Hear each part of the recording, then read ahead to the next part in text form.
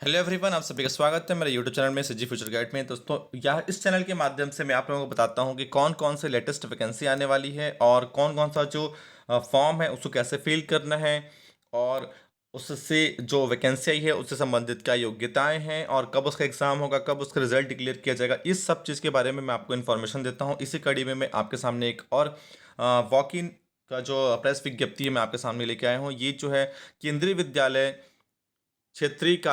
विद्यालय संगठन क्षेत्रीय कार्यालय भोपाल संभाग यानी कि भोपाल रीजन के अंदर जितने भी केंद्रीय विद्यालय आते हैं सभी के लिए वॉक इन रखा गया है। इसके बारे में मैं आपको डिटेल में बताऊंगा।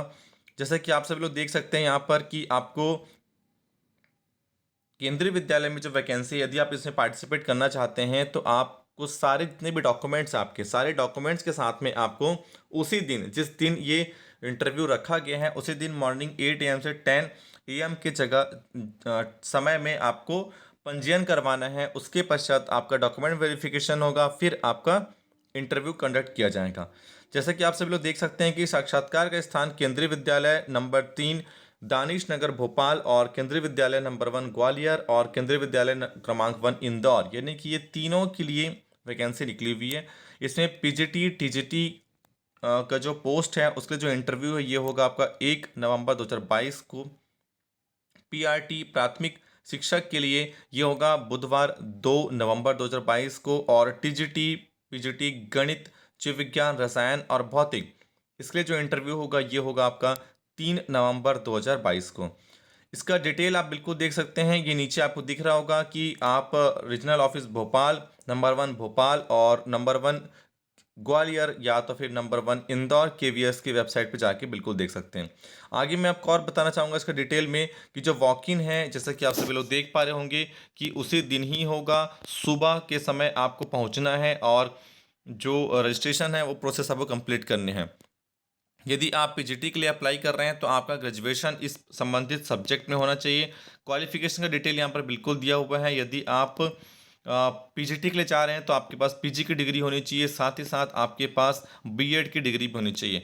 ये जो कॉम्बिनेशन ऑफ सब्जेक्ट्स हैं ये बिल्कुल आप यहाँ पर देख सकते हैं आप किस पोस्ट के लिए अप्लाई करना चाह रहे हैं।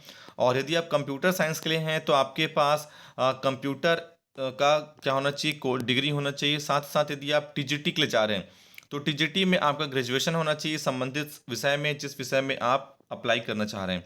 साथ ही साथ आपके पास बीएड की डिग्री होनी चाहिए और जो टीईटी है वो पेपर 2 आपका क्वालिफाई होना चाहिए। यदि मैं बात करता हूँ प्राइमरी टीचर की, तो प्राइमरी टीचर के लिए आपका मिनिमम 12th होना चाहिए।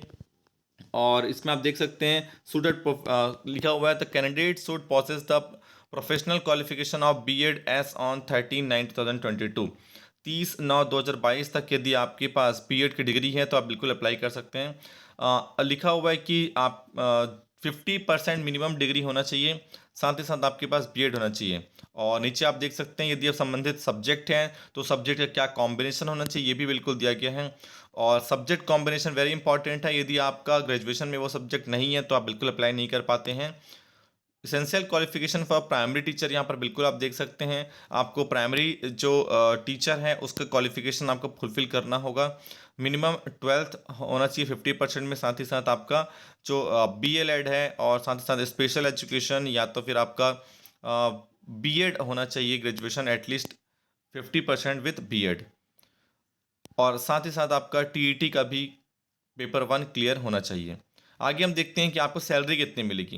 रिन्यूमरेशन आपको जो मिलेगा पीजीटी ऑल सब्जेक्ट्स के लिए, ये जो आपके अलग अलग स्टेशन है, स्टेशन नॉर्मल, हार्ड और वेरी हार्ड, यानी कि वो डिपेंड करता है कि वो लोकेशन कैसा है। यदि आप सिटी लोकेशन पे हैं तो आपको ज़्यादा सैलरी मिलेगी, यदि आप रिमोट एरिया पे हैं तो आपकी सैलरी कम होती है। तो ये इस तरीके से स्टेशन दिया हुआ है। और टीजीटी यदि मैं आपको बता दूं तो मिनिमम, जैसे कि हम लोग देख सकते हैं कि 30,000 के आसपास पीजीटी पे, टीजीटी पे आपको मिलता है 25-26 के आसपास। और पीआरटी में आपको 21 से 25 की सैलरी के आसपास मिलेगा। ये आपके केंद्रीय विद्यालय कौन सा के लिए अप्लाई कर रहे हैं और कहाँ आपका सिलेक्शन हुआ है उसके ऊपर डिपेंड करता है। और ये मिनिमम सारी चीज़ें हैं जो आपको रिस्पॉन्सिबिलिटी फुलफिल करनी है। ये एक फॉर्म आपके सामने दिख रहा होगा, ये फॉर्म आपको फिल करना है, किस पोस्ट के लिए अप्लाई कर रहे हैं और subject applied for in case of PGT या टीजीटी, या तो फिर पोस्ट अप्लाइड फॉर आप किस चीज़ के लिए कर रहे हैं, सब्जेक्ट के लिए तो पर्टिकुलर सब्जेक्ट के लिए कैंडिडेट अपना नाम लिखेंगे, हस्बैंड का नेम या फादर का name, mobile number, email ID, date of birth, gender, age और आपका करस्पॉन्डेंस एड्रेस, फोटो फिक्स करेंगे इस तरफ। ये जो नीचे एक कॉलम दिख रहा है इसमें आप पूरा अपना डिटेल डालेंगे कि passing year, marks, maximum marks, minimum marks, subject, duration, board, university, complete detail form भरने के बाद आप जाएंगे मॉर्निंग में 8 AM में, सेम टाइम पे आपका रजिस्ट्रेशन होगा। आप देख सकते हैं ये और डिटेल है आपका, या आप CTET पास हैं, पेपर 1 पेपर 2 बीएड है, और यदि आप डॉक्टर के लिए अप्लाई करना चाह रहे हो तो MBBS। फिलहाल तो इस एडवर्टाइजमेंट में सिर्फ टीचर वैकेंसी है। तो ये कंप्लीट डिटेल है, ये आप पूरा फिल करके आप जाएंगे और आपका वॉक इन होगा।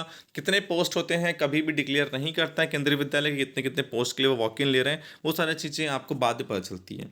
इन्फॉर्मेशन अच्छा लगा हो तो चैनल को सब्सक्राइब कर लेंगे और वीडियो को लाइक कर देंगे। Thank you very much.